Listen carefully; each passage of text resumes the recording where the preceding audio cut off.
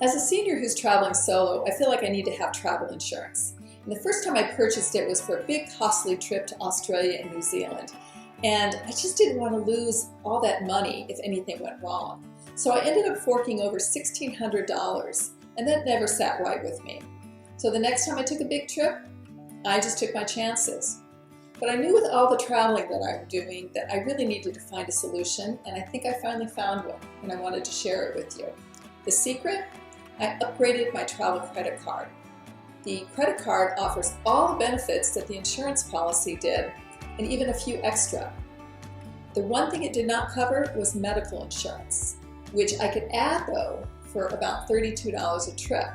So for me, this was a game changer. Let me show you a comparison on an imaginary trip. I chose to compare an imaginary month-long trip to Japan, which is one of the safest countries. I used InsureMyTrip.com, which is a travel insurance broker, to get bids on this trip. I input $10,000 for the trip cost in order to compare prices. As you can see, the policies varied greatly in price. After comparing them all, I felt this Generali policy was the best. It was less expensive and it covered most of what the other policies did. Now I compared it to what my AmEx Reserve card offers, keeping in mind that I needed to pay about $32 per trip for medical and evacuation coverage. Here is the comparison. For Generali insurance coverage, you would pay a one-time $468.75 fee, and it would cover you for 1 month in Japan to the tune of $10,000. The AmEx is a $550 annual fee, but it covers you for all of your trips throughout the year. Importantly, all of your trip expenses must be put on your AmEx card in order to be eligible for coverage. Neither card covered cancel for any reason. You can definitely pay extra for this coverage, but it is usually quite substantial. Trip cancellation covers you for reasons beyond your control, such as war, unrest, cruise ship cancellation, illness with a doctor's note. It does not cover you if you just feel like canceling. It has to be for reasons beyond your control. Both policies covered $10,000. The American Express policy covers $20,000 per year.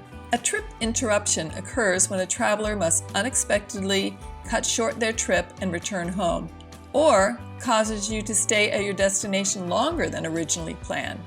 In this case, the Generali policy gives you a little more coverage.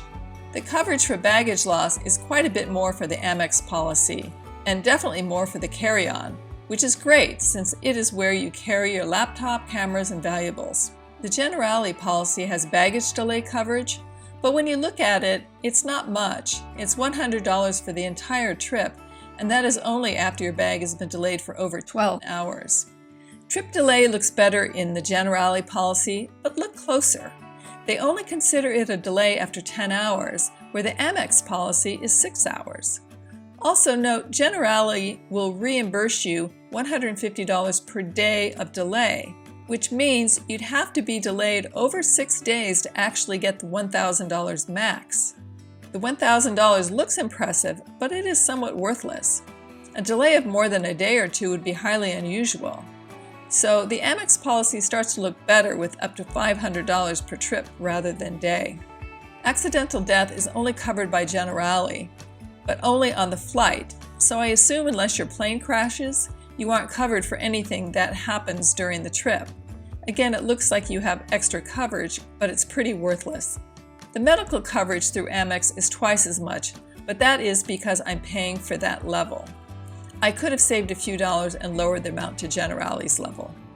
The coverage for emergency medical evacuation is substantially higher under the Generali policy, but remember, I asked for a quote for a Japan trip. They will only pay for evacuation if a hospital is not nearby. Since there are hospitals all over Japan, the likelihood of them evacuating you is small. The coverage I would have under AmEx covers anywhere I would go, including Antarctica, where an evacuation would be needed. It does not cover me going into a war zone, though, or doing anything risky like skydiving. Pre-existing conditions. Medical coverage generally will not cover pre-existing conditions, so you might not want to get a physical just before you leave for an expensive trip. The Generali policy of looking back 180 days is actually pretty extreme. Most policies I looked at had a 90-day look back, meaning if something happened, they would look back 90 days in your medical history to see if you're eligible for coverage. Now let's say you had a pre-existing heart condition, but break your leg. Theoretically, you should be covered, but if you have a heart attack, you may not be. If you do have pre-existing conditions, I would definitely call the insurance company to discuss first and get in writing anything they tell you. Rental cars. Both policies cover you, but the AmEx policy is more generous. Now you need to note that often the policies will say their coverage is secondary. That means they will try to find other ways to have your expenses covered before they pay out. For example, if a cruise line cancels a trip but then gives you credit for the amount you paid for a new cruise, then your policy will not cover it. If you can't use the cruise credit, your task will be arguing with the cruise line, not the insurance company. If a flight is canceled but the airline reimburses you the money, your policy will not reimburse you for something that has already been reimbursed. If the airline loses your bag and they reimburse you $250 for it, and your insurance covered $500 per bag, then your insurance will only cover the remainder. They won't let you double dip. Also, and very important, you need to document everything and notify the insurance company immediately if you have any problems and think you will need to file a claim. As I looked over many of these policies, I noticed plenty of caveats for them to say you didn't notify them in time to be reimbursed. So make sure you read your policy in detail and have the contact information with you on your trip. So in the end, both of these policies are somewhat comparable. However, the AmEx card gives me these additional benefits. The most important for me is the airline miles, which I can use for a future trip, and the airport lounge access. But you have to purchase the trip using your AmEx card to be covered. And importantly, this is coverage for the entire year. If you are making numerous trips, then that annual fee covers all of them with the additional medical insurance. Now, I'm not pushing for AmEx over other travel cards. It just happens to be the one I use. There are other travel cards that offer similar travel insurance. And a few words of caution. Before you purchase an insurance policy or upgrade your travel credit card, check your current credit card and see if it doesn't already have some coverage. Lost and stolen luggage is a fairly standard credit card benefit. Also check your own health insurance policy. You might already have some coverage. And consider if you need evacuation coverage. If you are going to a third world or remote country, it is probably advisable, but maybe not if you are going to an industrialized nation. In other words, make sure you only pay for what you need. And finally, read the fine print, especially the parts that tell you what they won't cover.